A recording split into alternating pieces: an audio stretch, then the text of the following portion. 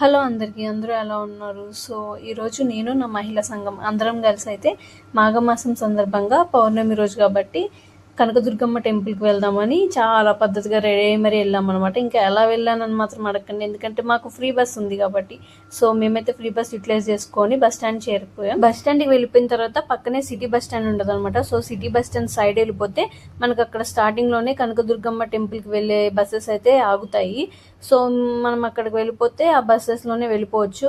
కానీ Friday, Saturday, Sunday మాత్రం అసలు ఉండవంట. సో అది చూసుకొని వెళ్ళండి. అండ్ ఈ డేట్స్లో వెళ్ళాలంటే కూడా కొంచెం చూసుకొని వెళ్ళండి, ఎందుకంటే చాలా అంటే చాలా రష్గా ఉంటుంది. సో మేము ఈరోజు సండే కాబట్టి అందులో పౌర్ణమి, ఇంకా చాలా అంటే చాలా రష్గా ఉందన్నమాట. ఇంకా మాకు ఇలా బస్సెస్ అవైలబుల్లో ఉండవని తెలియదు అనమాట. సో ఇంకా అక్కడ నుంచి షేర్ ఆటో మాట్లాడుకొని టెంపుల్కి వెళ్ళిపోయాము. పర్ పర్సన్కి 20 రూపీస్ ఏమో చార్జ్ చేస్తారు. వెళ్ళడానికి అయితే మనకి కంప్లీట్గా 2 రూట్స్ ఉంటాయి అనమాట. అటు సైడ్ వచ్చేసరికి కంప్లీట్గా వెహికల్స్ వెళ్ళిపోతాయి పై వరకు. అండ్ మేము దిగిన గల్లు అయితే మెట్లు ఉంటాయి, ఎందుకంటే మనకి మొక్కు కానీ ఏదైనా ఉంటే ఇట్లా మెట్ల సైడ్ నుంచి వస్తారు. లేదా కొంచెం పెద్దవాళ్ళు ఉంటే నడవలేని వాళ్ళకి లిఫ్ట్ కూడా అవైలబుల్ ఉంటుంది అనమాట. సో ఇక్కడ ఏంటంటే మనకి ఒక 2 రూట్స్ ఉంటాయి. మొక్కు తీర్చుకునే వాళ్ళకేమో ఇలా ఈ మెట్లకి వెళ్ళి ఉంటుంది అనమాట. సో అందరూ పసుపు కుంకలు పెట్టుకుంటూ వెళ్తుంటారు ఈ మెట్ల మీద. అండ్ ఇంకో రూట్ కూడా పక్కనే ఉంటుంది, ఆ ఉచిత దర్శనం. సో లిఫ్ట్ యూజ్ చేసుకొని కూడా ఫుల్ రష్ ఉన్నారు. క్యూలో అయితే చాలాసేపు వెయిట్ చేసాము. అండ్ ఎలాగలా దర్శనం అయితే మాకు మంచిగానే జరిగింది కంప్లీట్గా. అండ్ ఈరోజు స్పెషల్ ఏంటంటే పౌర్ణమి సందర్భంగా మనకి దుర్గమ్మ తల్లి వారి పాదాలు దర్శించుకోవచ్చు అనమాట. సో మీరు ఎప్పుడు వెళ్ళినా క్లోజ్ ఉంటుంది. ఈ ఇయర్ మొత్తంలో ఈ ఒక్కరోజు మాత్రమే అమ్మవారి పాదాలు మనం దర్శించుకోవడానికి అవుతుంది ఈ రోజు. ఇంకా దర్శనం కంప్లీట్ అయిపోయాక మనం తెచ్చుకున్న కొబ్బరికాయలు ఉంటాయి కదా, వాటికి సపరేట్గా ఒక సైడ్ ఉంటుంది అనమాట. ఇంకా అటు వెళ్తే వాళ్ళకి ఇస్తే వాళ్ళే కొట్టేసి మనకి ఇస్తారనమాట. ఇంకా మనకు అది కంప్లీట్ అయిపోయాక కొంచెం ముందుకు వచ్చేస్తే సుబ్రహ్మణ్యం స్వామికి అండ్ నటరాజ స్వామి వారి ఆలయాలు ఉంటాయి. సో మనం అక్కడికి వెళ్ళి దర్శించుకోవాలి. మేమైతే వెళ్ళి ఫస్ట్ సుబ్రహ్మణ్యం స్వామిని అక్కడ ఉన్న నటరాజ స్వామి వారిని దర్శించుకున్నాం అనమాట.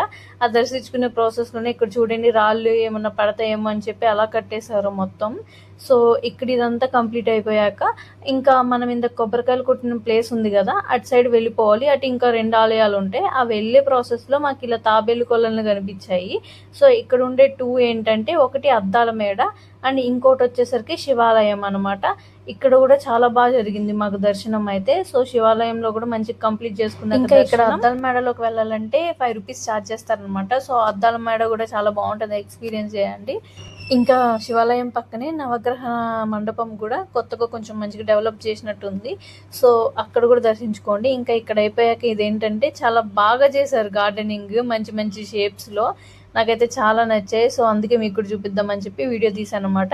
ఇంకా మా దర్శనం కంప్లీట్ అయిపోయాక కిందకి వెళ్ళిపోయాము. సేమ్ ఒక అటు సైడ్ నుంచి వస్తే కిందకి కూడా మెట్లు ఉంటాయి. ఇంక ఇక్కడ చెట్లు కాడ ఏ రాశికి తగ్గట్టు వాటికి సంబంధించినవి ఉన్నాయి.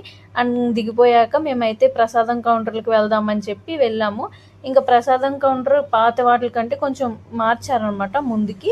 సో అక్కడికి వెళ్ళి మేమైతే ప్రసాదాలు తీసేసుకున్నాం. ఎండ్ ఆఫ్ ద డే ఏంటంటే అంత రష్గా ఉన్నా కానీ ఈరోజు మాకు మంచిగా జరిగింది దర్శనం. చాలా లేట్ అయిపోద్దేమో అనుకున్నాం, కానీ కొంచెం తక్కువ టైం ఎక్స్పెక్ట్ చేసిన దానికంటే తక్కువలోనే అయింది. సో అంతే ఈ వీడియో. See you again in the next video. Bye.